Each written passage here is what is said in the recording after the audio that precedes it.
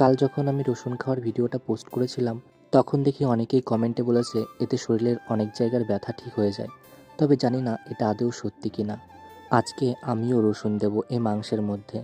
দেখা যাক কেমন লাগে খেতে। এর আগে কখনো তো রান্না করিনি, সেহেতু রসুনগুলো কিভাবে কি কেটে দিতে হয় সেটা আমার জানা নেই। তোমাদেরকে তো দেখালাম, তোমরা অবশ্যই আমাকে জানিও। তারপর যে তেলে আমি আলুগুলো ভাজলাম সেই তেলে রসুনগুলোকে ভেজে তুলে রাখলাম। রসুনগুলো শুধু দুমুখটা কেটেছি। আচ্ছা, আদেও কি আরও অন্যভাবে পরিষ্কার করতে হয়? আমার জানা নেই, তোমাদের জানা থাকলে কিন্তু আমাকে জানিও। মাংস তো রান্না করছি, তবে ভাবছি রসুন দেওয়ার জন্য আবার মাংসটার স্বাদ অন্যরকম না হয়ে যায়, এতে আবার বিপরীত হয়ে যাবে। আজ ঘরে টমেটো ছিল, তবে টমেটো দিতে ভুলে গেছিলাম। তারপর যখন কড়াইতে আমি মশলাপাতিগুলো দিয়েছি, তারপরে টমেটোটা কেটে তারপর দিলাম। মশলা কষানো হলে মাংসগুলোও দিয়ে দিয়েছি।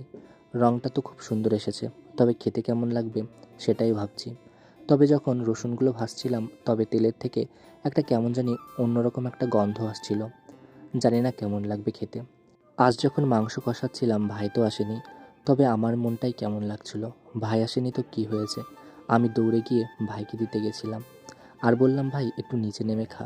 ও কী করলো, খাবারটা নিয়ে রান্নাঘরেই চলে এলো। ভালোই করেছে, বিছানায় বসে খেতে নেই, সেহেতু নিচে চলে এসেছে। আর রাত্রেবেলায় তো অসুবিধা হয়, তাই খেতে হয়।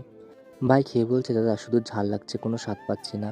তবে আমি খেয়ে বুঝলাম যে না না, স্বাদটা তো হয়েছে, তবে রসুন দেওয়ার জন্য স্বাদটা একটু মিষ্টি এসেছে।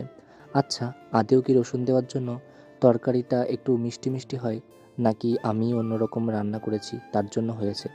মাংসের তরকারির রঙটা কেমন এসেছে তোমরা জানিও। মাও না এরকমটা করতো, যে শরীর খারাপ যখন একটু ঠিক ঠিক হতো, তখন আমাদের জন্য একটু মাংস নিয়ে আসতো। আর আজ আমিও নিয়ে এসেছি।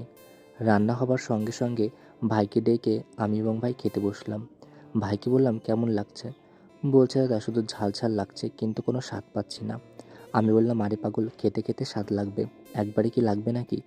যাই হোক, তারপর আমিও খেতে বসে পড়লাম। আমি রসুনগুলো মাংস কষানোর পর দিয়েছিলাম। কখন কি দিতে হয় আমার তো জানা নেই, তাই আন্দাজ করে দিয়েছিলাম। কখন কি দিতে হয় তোমাদের জানা থাকলে জানিও। যাই হোক, জ্বর মুখে রবিবারের সকালে আজকে একটু মাংস ভাত রান্না করেছি। সেটা খাচ্ছিলাম আর ভাবছিলাম, ভাই আজই যেন সুস্থ হয়ে যায়, কারণ ভাইয়ের কাল আবার পরীক্ষা।